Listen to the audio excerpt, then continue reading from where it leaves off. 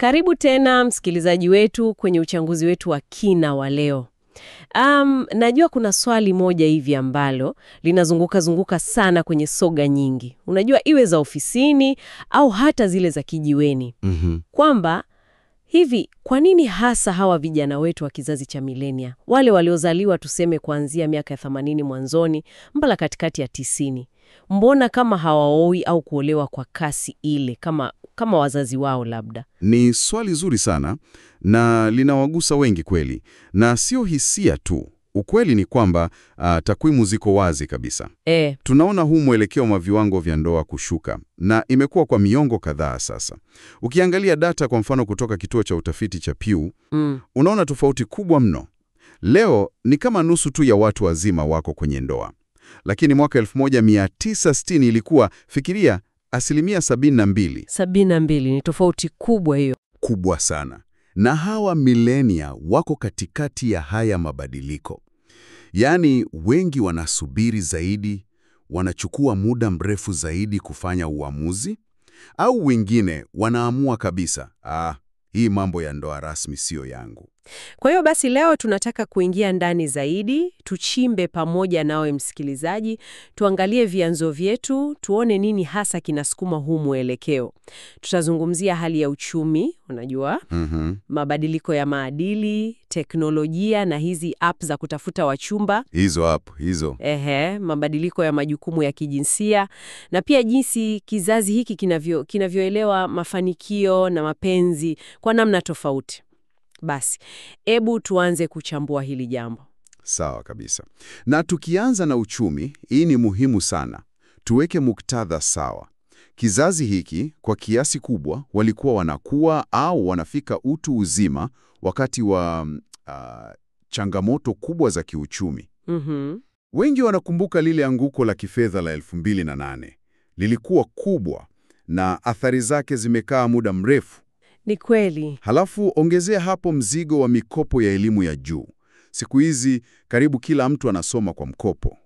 Ni kawaida sasa. Halafu gharama za maisha zinapanda tu kila siku, hasa makazi kwenye miji mikubwa. Picha inaanza kuwa wazi, si ndio? Kabisa. Na hii ina maana kubwa kwa sababu ndoa, hata tukiipamba vipi kwa mapenzi, kimsingi ina upande wa ushirikiano wa kifedha. Haswa. Sasa kama watu wawili, kila mmoja kivyake bado anapambana, yani anahangaika kupata utulivu wa kifedha. Labda wanafanya kazi 2-3 au vibarua tu. Wazo la kuongeza majukumu ya pamoja, hasa ya kifedha, linaweza kuonekana kama mzigo mzito sana au kitu ambacho hakiwezekani kwa sasa. Kweli, linaweza kuwa kikwazo halisi. Na si mawazo tu, kuna takwimu. Zipi hizo? Mechelewesha kuolewa kwa sababu sijisikii niko tayari kifedha. 1/3. Ni watu wengi hao. Ni wengi sana. Hii inatuonyesha kuwa kwao kufikia kiwango fulani cha utulivu wa pesa sio tu kitu cha ziada, ni kama sharti. Wanataka msingi imara kwanza. Na hii inabadilisha kabisa ile picha ya zamani, ile njia sahihi ya maisha, unajua, ile ya maliza shule, pata kazi nzuri, nunua nyumba, kisha ndoa. Hiyo njia ya zamani. Hiyo kama haipo tena kwa wengi. Leo safari ni tofauti, unaanza kazi, una deni kubwa la shule, unafanya kazi za gig, zile za muda mfupi zisizo na uhakika, unaishi na wasiwasi wa kodi kupanda mwezi ujao. Hii hali ya kutokuwa na uhakika, precariat wanaita, ndo hiyo inafanya kupanga mambo ya muda mrefu kama ndoa kuwa kugumu zaidi. Na hapo bado hatujagusa gharama za harusi yenyewe. Hilo nalo. Wastani wa gharama za harusi hasa magharibi unaweza kufika dola 30,000 za Kimarekani. Hizo ni pesa nyingi sana. Nyingi mno. Sasa mfikirie kijana analipa mkopo, anahangaika na kodi, anajaribu kuweka akiba kidogo. Anajiuliza, hivi kweli nitumie pesa zote hizi kwa siku moja tu? Swali zuri. Wengi wanaona, afadhali nitumie hizo pesa kusafiri au kuanzisha biashara ndogo au kulipa deni au hata kuweka tu akiba ya nyumba kwa baadaye.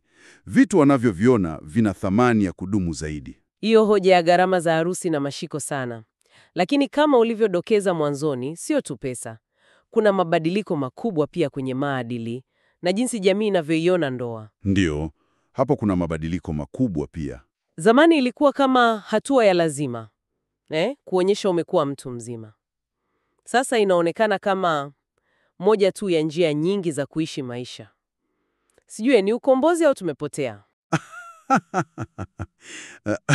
Ni swali zuri hilo. Kwa wengi, nahisi ni ukombozi. Yaani ndoa haichukuliwi tena kama ndio mwisho wa yote au kilele pekee cha mafanikio. Milenia wanatoa kipaumbele kwa vitu vingine ambavyo labda vizazi vya zamani hawakuvipa uzito ule ule. Kama nini? Kama elimu zaidi, kukuza taaluma zao, kujali afya ya akili, kitu ambacho sasa kinazungumzwa sana. Kweli kabisa. Na kuthamini uhuru wao wa kuchagua kabla ya kufikiria kufunga pingu za maisha. Yaani kufanikiwa kuna maana pana zaidi sasa. Na kuna kitu kingine nadhani ambacho kina uzito hapa. Athari za kukua wakati talaka zimeongezeka. Hiyo ni kubwa. Wengi wameona ndoa za wazazi wao au ndugu au marafiki zikivunjika. Hilo lazima liwaathiri, si ndio? Lazima. Inawafanya wawe waangalifu zaidi, labda hata wenye mashaka kidogo. Hivi kweli hii kitu ya milele inawezekana? Ile kwa nini niharakishe kitu ambacho kinaweza kuishia vibaya? Kabisa. Na hiyo inaendana na jambo lingine. Shinikizo la kijamii limepungua sana. Hilo nalo ni kweli. Zamani kulikuwa na msukumo mkubwa wa familia, jamii, hata dini, kwamba lazima uoe au uolewe kufikia umri fulani. Leo huo msukumo umepungua. Jamii imekuwa flexible zaidi. Ndiyo, inakubali zaidi njia tofauti za maisha. Kuishi pamoja bila ndoa rasmi, cohabitation, ni kawaida sasa. Kuwa na watoto nje ya ndoa au hata kuamua kubaki mseja kwa furaha, yote haya yanakubalika zaidi. Hii inawapa watu nafasi ya kupumua. Wanafanya maamuzi yao wenyewe, sio kwa sababu ya watu watasema nini. Haswa. Na hii inamaanisha labda kwamba wanapochagua kuingia kwenye uhusiano, wanazingatia zaidi ubora wake. Ubora na kina. Badala ya kukimbilia tu ile lebo ya ndoa, wanatafuta muunganiko wa kweli, uelewano. Kama mnaendana kweli kimtazamo, kimalengo, wanataka kitu halisi. Kitu halisi, sio tu kuonekana umetulia. Ndiyo. Na hii inatupeleka moja kwa moja kwenye eneo lingine lenye nguvu sana, teknolojia. Hasa hizi apps za kuchumbiana. Hapo sasa, Tinder, Bumble, Hinge zimebadilisha kila kitu. Kila kitu. Kwa upande mmoja, zimerahisisha sana kukutana na watu wapya, watu ambao usingekutana nao kabisa kwenye maisha ya kawaida. Kuvuka mipaka ya mtaa wako au kazi yako. Kabisa. Lakini hapa ndipo kuna lakini kubwa. Hapo ndio kuna changamoto zake, najua. Wengine wanasema imegeuza mapenzi kuwa kama shopping mtandaoni. Ni mfano mzuri huo. Una swipe kushoto, una swipe kulia, mamia ya profiles kwa dakika chache. Hii inaweza kukupa hisia ya kuwa na chaguzi nyingi sana. Lakini je, wingi huu unasaidia kupata muunganiko wa kweli au unachanganya zaidi? ndiyo hivyo. Ni rahisi kuona picha nzuri, maelezo mafupi, lakini kujua tabia ya mtu. Hapo umeguza kitu wanaita kitendawili cha uchaguzi, paradox of choice. Hiyo ni nini tena? Wazo ni kwamba kuwa na chaguzi nyingi mno kunaweza kuwa tatizo. Badala ya kukusaidia, inakuletea wasiwasi. Inakuwa vigumu kuchagua. Na hata ukichagua, unabaki unajiuliza, je, nilikosa aliye bora zaidi? Okay. Na kwenye kuchumbiana, hii inaweza kumaanisha kusita kujitolea, Kabisa. Unakuwa na ile hisia ya labda kuna aliye bora zaidi kwenye swipe ijayo. Hiyo. Hilo wazo linaweza kuwa kama sumu. Ni vigumu kuwekeza kwenye uhusiano uliopo kama kila mara unafikiria kuna mbadala rahisi kupatikana. Unatafuta ukamilifu ambao labda haupo. Ni hatari hiyo.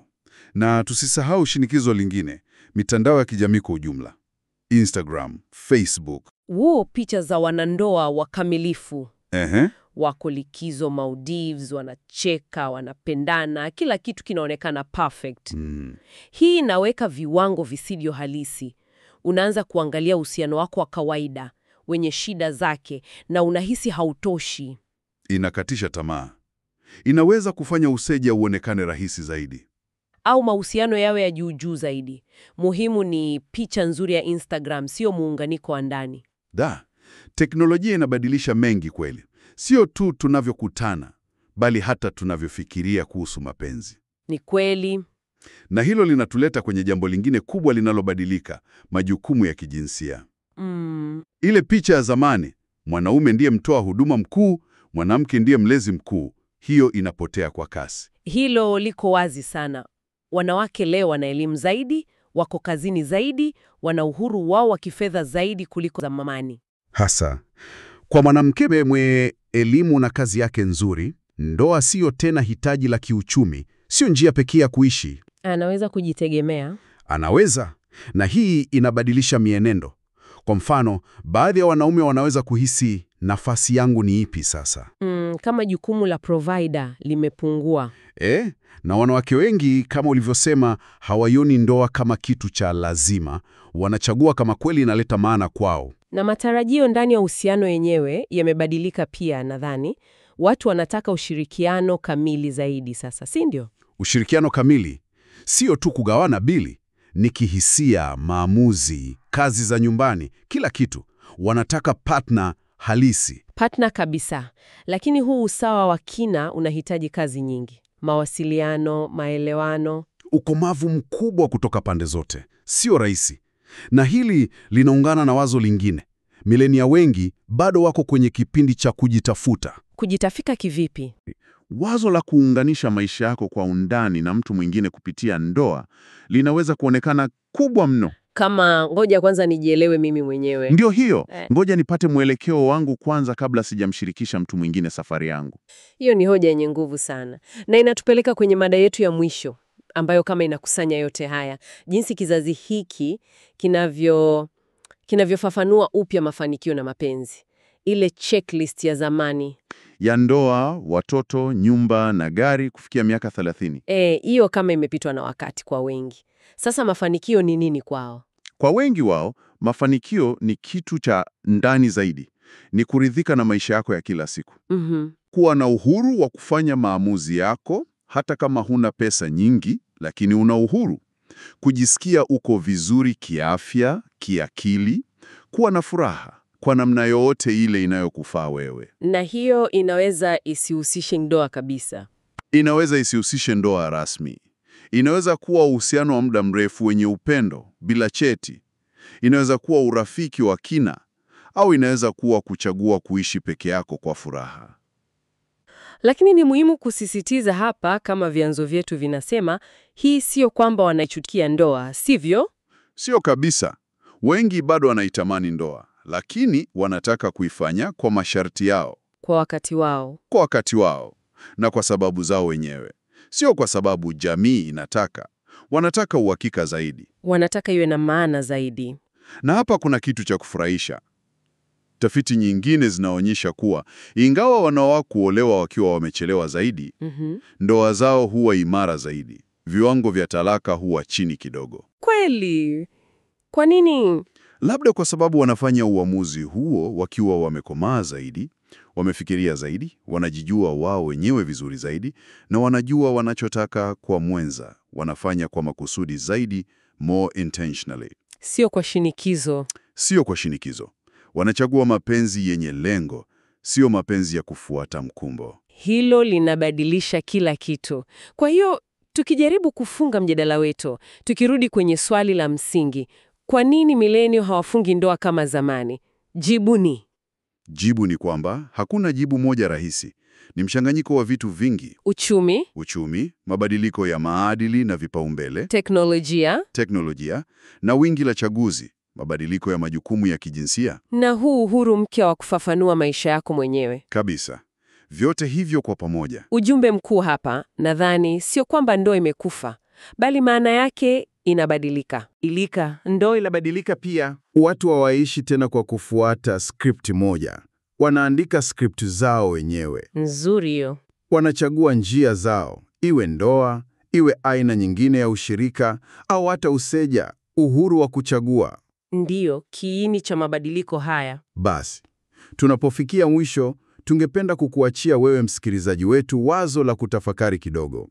Wazo linalojenga juu ya haya yote. Ukizingatia haya mabadiliko yote, kiuchumi, kijamii, kiteknolojia, kimtazamo kuhusu uhuru na kujitolea, unafikiri ni kwa jinsi gani kusudi lenyewe na namna ya utekelezaji wa kujitolea kwa muda mrefu kwenye mahusiano, iwe ndoa au la, itaendelea kubadilika kwa vizazi vijavyo?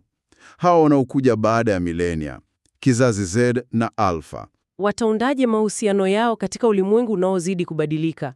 Tutaona aina mpya kabisa za ushirika. ni swali muhimu la kujiuliza tunapotazama mbele.